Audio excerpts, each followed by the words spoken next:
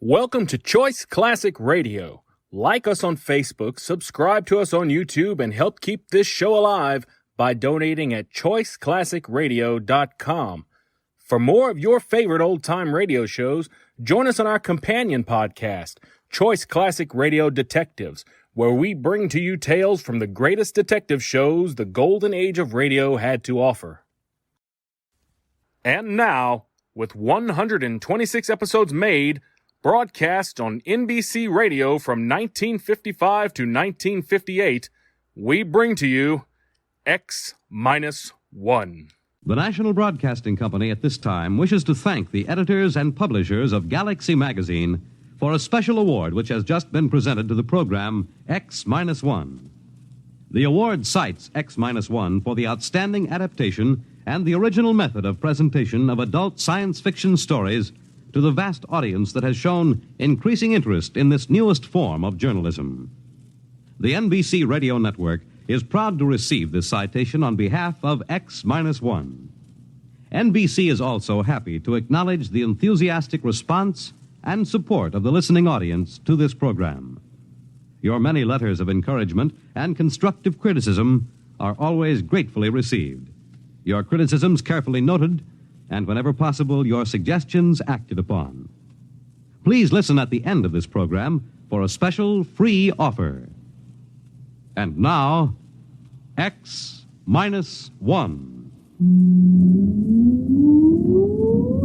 Countdown for blast-off. X-5, 4, 3, 2, X-1, fire.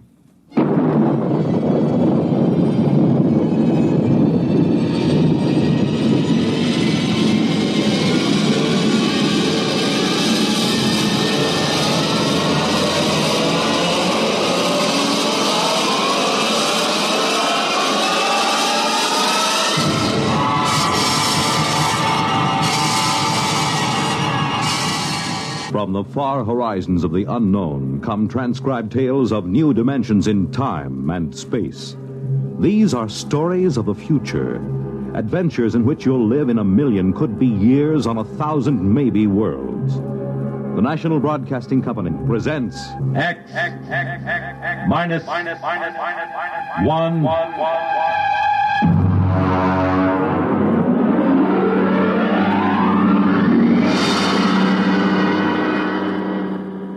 Tonight's story, Protective Mimicry, by Algis Budrys.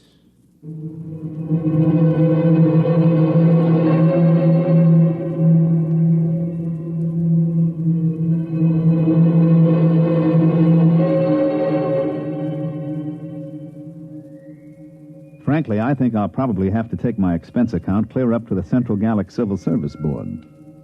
My friends tell me to forget it. But take it from me, a rap in the credit book like this isn't easy to laugh off. Not on a grade 4 civil service pay scale. So I've made my beef out in quadruplicate and filed it.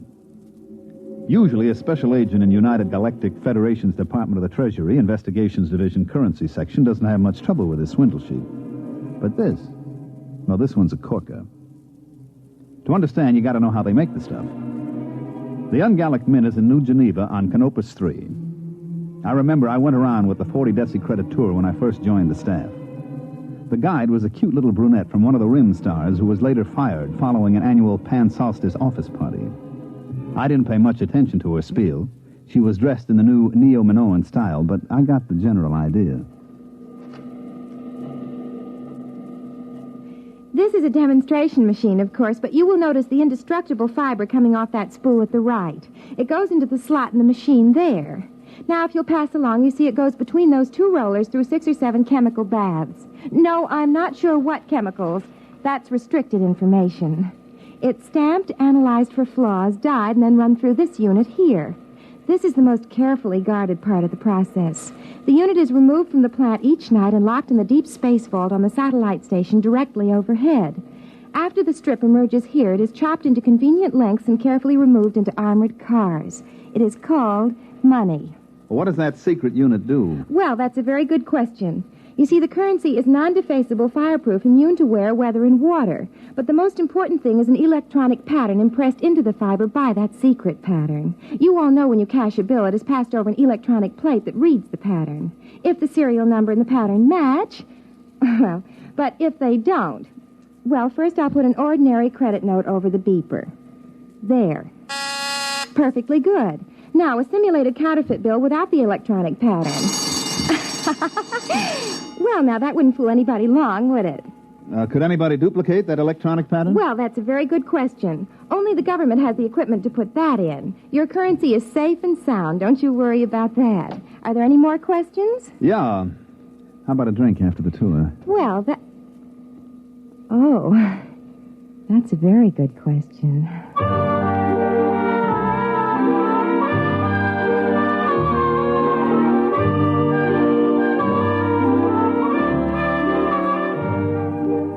It sure was. So was the answer. Well, getting back to money. The engraving, the chemical composition of the ink and the fiber would be tough enough to duplicate. But that electronic pattern snaps the clincher on it. That's why Chief Inspector Saxgard of my division looked sourly at me when I came into his office and spread a fistful of credit notes on his desk. What's that? What's it look like? A handful of 50s. Why? Put a couple of them over your beeper plate. Okay. Well, they're perfectly okay. What's it all about? Look at the serial numbers. 3456567 Look at the others. 34565. What? Let me see them. Save your eyes. They're all the same. 14 50-credit notes with identical serial numbers. That's impossible. And every one of them goes over a beeper plate, quiet as a sophomore climbing into a dormitory window after hours. Baumholzer, where did you get these? They came into the New York Clearinghouse from a branch on Deneb 11. The manager blew his top. He called us the minute he spotted them and sent them out to us. How about the manager? Is he blabbing all over the Bankers Club about it? I read the Un-Gallic Riot Act to him. He'll keep it under his hat. Good. At least we won't have any financial panics for a while. Have you checked these through the lab? Well, the ink and paper is government stock, and they match government beepers. The lab plates didn't squawk any more than yours did. Now, you could spend these anywhere as long as you only pass them one at a time. Baumholzer, you know, since the beeper plate came in, we've been sitting on our tails in this department, building up our pensions. Oh, I wouldn't say that. Neither would I outside this office. But you know darn well nobody can expect to counterfeit a bill and get away with it. It's only because throughout the universe there's a certain percentage of people who will try anything once, and a corresponding percentage of purblind idiots who will accept anything with engraving on it as money that we're here at all. Now, I've seen cigar coupons and crayon sketches come into this office. I've seen premium offers from household magazines, jet bus transfers, where some people would try to pick a Yale lock with a quarter of a pound of butter. Now, the only reason any queer can pass is because some goggle-eyed nudnik neglects to use his beeper plate. But I worry. For 15 years, I've sat in this stinking office and waited for somebody to invent a matter duplicator. Well, looks like you can stop worrying. Look at those bills, identical down to the whiskey stain in the corner. All right, Baumholzer, you call transportation and get out to Deneb 11 and find out if anybody in that neighborhood has a matter duplicator, or if he hasn't, what he has got.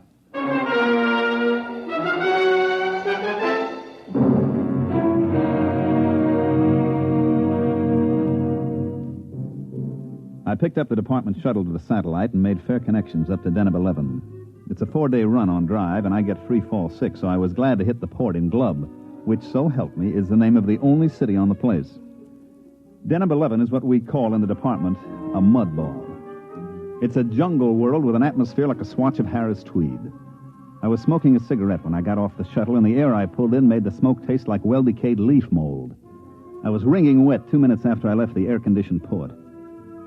I noticed the local costume would get you arrested on any beach in the galaxy, but it didn't matter since there's nothing titillating about pasty skin dripping with weary perspiration.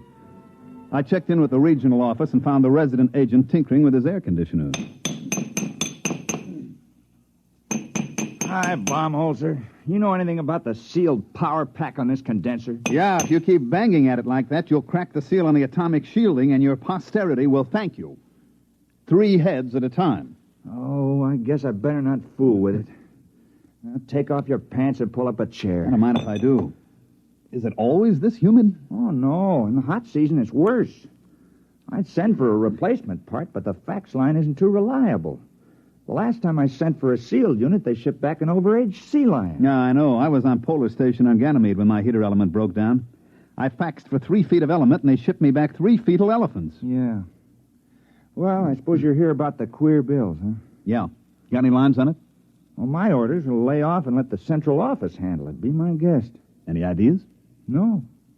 Where do you figure to start? Well, this is the only city. I'll have to check it out. Have you got a list of authorized beeper plates? Somewhere. Let's see here. Oh, look out. Why? There's a whittle fly on your arm. Hey, how does a thing that size get through the filters? Insects on denim are tricky. This one is a non-filterable virus in the larval stage, then it blows up to this size. Carve his initials in your arm if he gets a good bite. That's why he's called a whittle fly.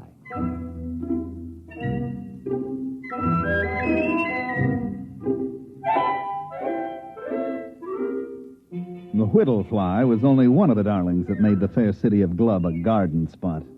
They had one cute little tyke called the laboratory beetle, because when he bit you, he typed your blood and followed you around for days getting refills. I had one take a sample of me as I went out the door of the residency with a list of beeper plates, and he followed me from store to store while I checked every installation in the city. The little devil would step up to the bar every once and again to take another shot of my hemoglobin. I even tried ducking into men's rooms fast, but he'd be waiting for me when I came out. Well, I slogged through Glub for 3 days and then poured myself back into the residence office. Did he come in? Who? The laboratory beetle. No, they usually hang around in the hall and wait. Sometimes when I've got a poker game going, you can see 3 or 4 of the little angels buzzing around outside waiting like chauffeurs outside the opera. Wow. They draw a blank? Well, I found 7 defective beeper plates, but nobody remembers any queer bills being passed. You know, who checks serial numbers? They must have come in one at a time. And the clerks at the bank always were out to lunch and referred me to the next guy. You got any lotion for insect bites? Desk drawer. In a way, the beeper plates make it tougher. Nobody even looks at the bills anymore. Just throw them over the plate, and if no bells ring, it's okay. Well, how about the other angle? Matter duplicator? I checked invoices and purchase records. Nobody's been buying electronic parts that can't account for every tube. I thought I had something. One fellow bought 12 of those giant lithium cathode tubes, but it turned out his wife was having them wired as lamp bases. Well, I better be going. I hate to keep my little insect friend out there in suspense as to cocktail town. You got another lead? Yeah, I found a bar that makes a Tom Collins with real lemon juice instead of battery acid.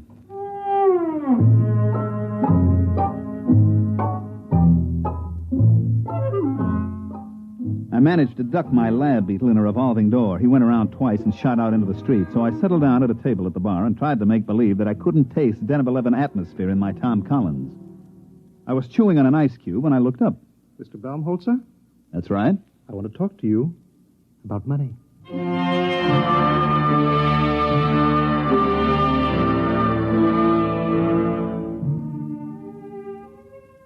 He was a terrestrial, but he'd been on Deneb a long time because he was wearing the native garment about the size of a 5-pound sugar sack. His hair, which was potato field gray, was arranged in the old-fashioned Presley style. You know, the ancient long sideburns, duck's tail in the rear that vice presidents wear in family-style banks. His ears had little bits of bone stuck in them, and his eyebrows wandered all over his face, and he stood about 6'8". And I waited him out, and presently he spoke up again. You are the same, Mr. Baumholzer, who's been going around asking all those questions about duplicate ungallic notes? That's right. Can I help you, Mr. Munger, Duodecimus Munger. Now, this bid's fair to be fascinating. I was under the impression that my mission here was just a wee bit on the secret side. There are no secrets in Glub. Now, won't you pull up a chair, Mr. Munger? I'm afraid I haven't time. Well, join me in a drink. Are you really the Mr. Baumholzer that's working on this case for the Treasury Department? Yeah, sure. Hey, you're not the fellow that's turning out these duplicates, are you? Well, as a matter of fact, I am. What? And don't move. This is a Power 30 Mistral coagulator I have. Look out with that thing. You've got it pointed at my head. Yes, I've got it set on high charge. It will fuse your brain solid. Well, what else is new? Now, Mr. Baumholzer, stay right behind that table. Now, let's not make any rash decisions now. Well, I can't very well see how I could let you live. Oh, come on. Try. All right, now drop the gun. I'm afraid we'll be collecting a crowd. Give me that. Don't try to pick it up. I won't.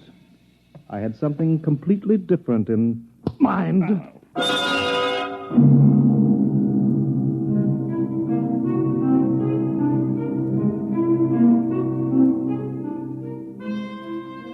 Just like in those ancient legends the archaeologists keep digging up, the ones with the hard-boiled detective and the beautiful blonde, I felt the traditional roof fall in on the back of my head. As I went black, I remember thinking how odd it was that it was happening to me some 500 years after Spillane the Scrivener. I came to in the same archaic fashion with my head going around in a free orbit around my neck. Baumholzer, are you all right? I can't see. I'm blind. Everything's black. Well, open your eyes. Oh. Where is he? Who? The guy who slugged me. What am I doing back at your office? Oh, some bartender brought you in. I thought you passed out from too much lemon juice. It was a guy named Munger. Which way did he go? Beats me. Munger? Tall feller in native dress? Yeah. Oh, well, you might as well forget about it. Why? Well, I can order a pickup on him next time he's in town. They'll sock him away in a psycho ward for a while. Forget it. Look, I am not an old lady calling up complaining that the nasty delinquents are teasing my cats. That Munger's tied in with the queer. Him? He said he was the passer. Well, that can't be. Munger. You got a file on him? Yeah. I get a number of complaints on him, so do the local cops. Well, I didn't want to make trouble. He's a very wealthy man. I'll bet. What does he do? Well, he's a merchant or something at a native village. Once or twice a year he comes out and paints the town, but a counterfeiter? I would like to talk to him again with the Mistral in my hand. He had a Mistral? Well, that's a violation of a municipal ordinance. You're supposed to check him at the quarantine gate. Look, I'm not investigating parking tickets and violations of the anti-noise laws. This is a counterfeiting case. Now, do you know where I can find him? Well, he's probably gone back to his village. Where's that? Out in the jungle. All right, get out your rubbers, friend. We're going out after him. Suppose you fill your bathtub full of mud, build a fire under it, turn on the shower, and crawl in and wallow a little. Do that, and you've got a fair idea of the Denebian jungle. I went out with Hall, the resident agent, and we started off. Stick close, Baumholzer. Visibility is about 10 feet. I'll eat everything I can see within 10 feet. Ow! What happened? I walked into a tree. Help me up out of the mud.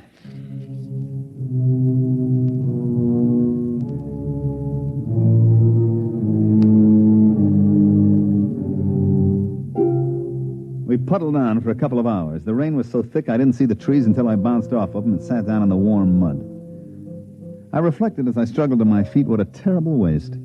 In the beauty salons of Charles of the Ritz Asteroid, ladies from all over the galaxy paid thousands of credits for hot mud baths to take the wrinkles out and make their skin smooth and caressable. And here was I getting a much more thorough treatment every time I sat down. They issue a lot of special equipment from department stores, and it all functioned perfectly. My neo-latex galoshes were fine, but stuck in the mud. My Minipower goggles and wipers kept my eyes clear, but they didn't keep me from crashing into every tree.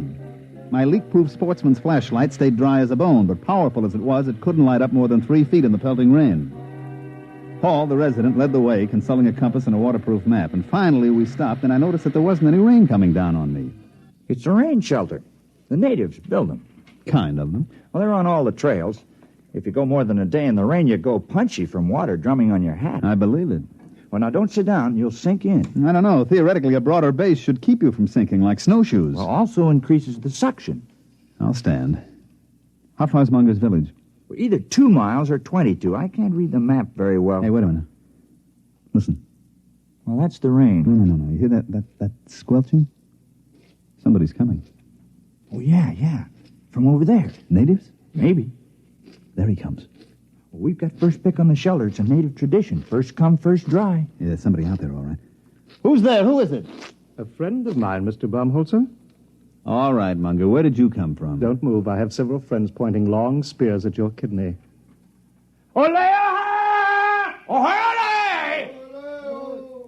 Shall we go, gentlemen, back to my village? I believe you were looking for it.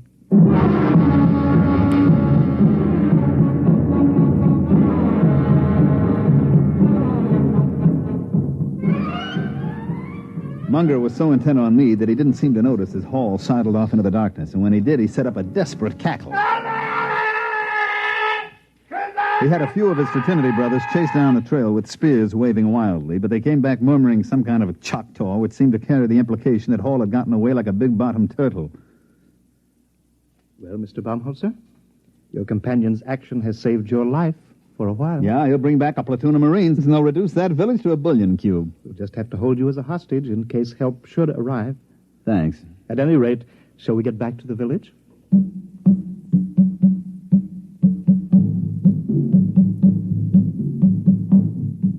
He had about 10 natives with him, each one about 7 foot tall, with those big, flat feet that evolved on Deneb for walking in primordial ooze. They were dressed in the standard native loincloth with matching accessories, namely 10-foot spears. When, as we started out along the trail, I got a good look at Munger's loincloth, it was composed of tastefully arranged 1,000-credit notes.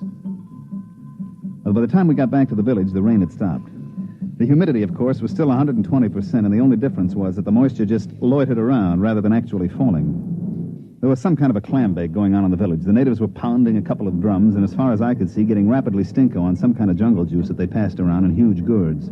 They were leaping and dancing, and as far as I could tell, doing snappy sayings and fancy patter as I sat on some kind of a low mushroom and tried to ignore the 2 spears that were pressed against my throat.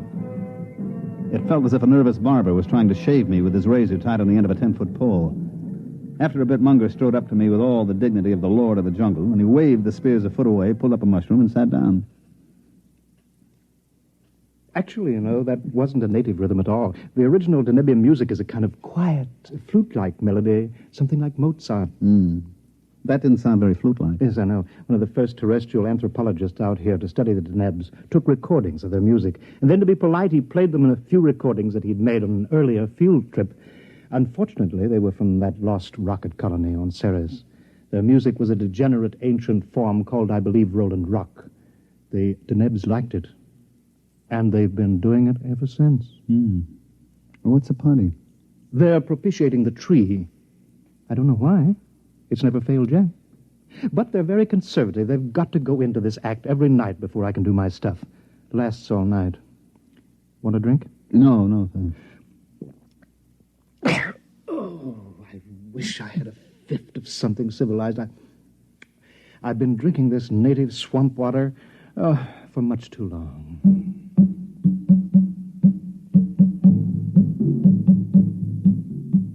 He was right.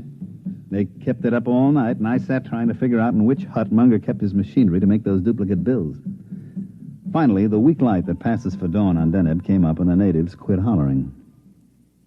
Let's go, Baumholzer. I hate to keep a man in suspense. You're curious about those duplicate bills. Well, now you're going to find out how it's done. Well, it's good of you to show me. I suppose your theory is that I'll never live to tell about it. That's very sensible of you. I like a man who can face facts.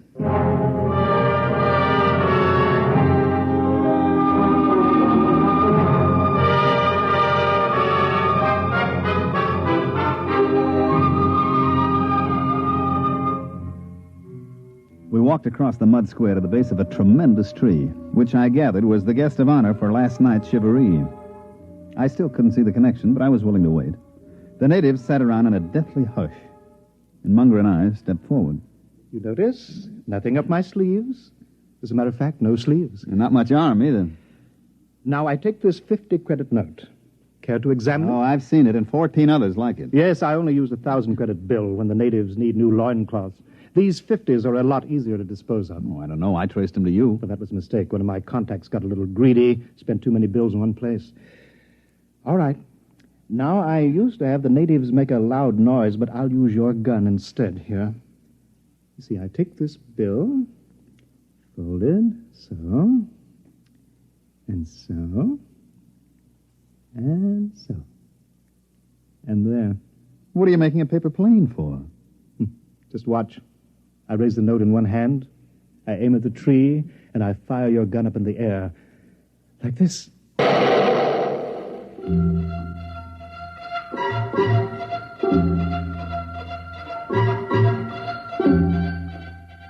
As he let fly with my gun, Munger sailed the paper airplane straight at the tree, and it sailed right into the foliage. Now watch.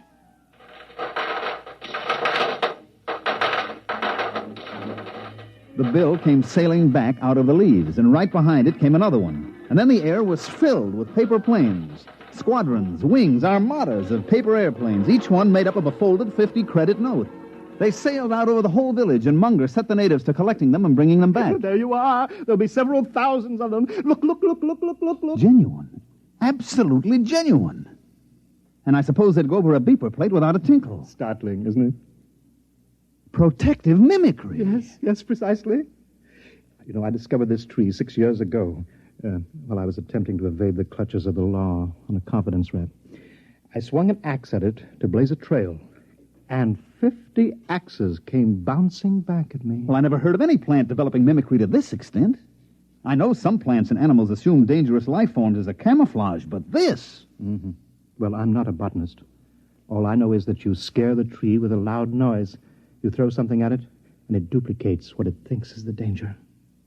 Well, speaking of danger, it doesn't look as if your colleague is bringing any help. Oh, I'll miss your company. Interesting. You'll be shot with your own gun. Now, look, Munger. Don't wriggle. I hate a moving target. What is that? Looks like the cops, Munger, at the edge of the village. Home holster, where are you? We outnumber them. Oh, Leon! I'll get you anyway. No. You can't run away from me. I'll shoot.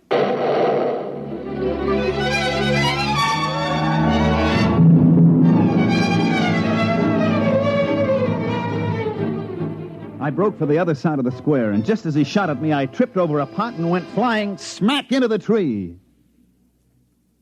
Well, that's about it.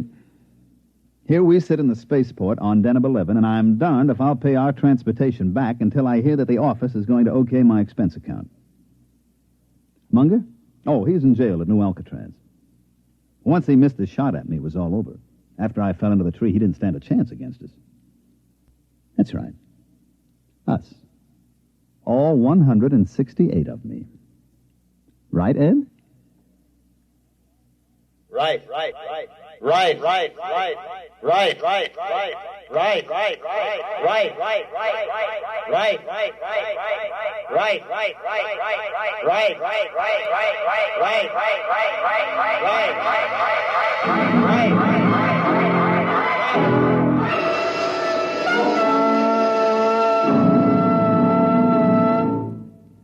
You have just heard X-1. Here is an important special announcement. In appreciation of bringing adult science fiction to the listening audience through the medium of this program, X-1, Galaxy Magazine wishes to make the following free offer to our listeners. For the first 2,500 who write in requesting it, we will send a sample copy of Galaxy Magazine at absolutely no cost. This is an opportunity to read the finest in adult science fiction, just as you listen to it each week here on X-1. To get your free sample copy of Galaxy, just write a postcard or letter to X-1, NBC, Radio City, New York 20, New York, and ask for your free copy. Be sure to print your name and address plainly on your card or letter. This offer can be made only once, so if you want your own free copy of this leading science fiction publication, be sure to write without delay. Here is the address again. Write to X-1, NBC, Radio City, New York 20, New York. Your sample copy of Galaxy will be sent to you without obligation of any kind. Tonight, by transcription, X-1 has brought you Protective Mimicry, written by Algis Budrys, and adapted for radio by Ernest Kanoy. Featured in tonight's cast were Mandel Kramer, Terry Keane, Charles Penman, Dick Hamilton, and Wendell Holmes. This is Roger Tuttle. X-1 was directed by Daniel Sutter and is an NBC Radio Network production.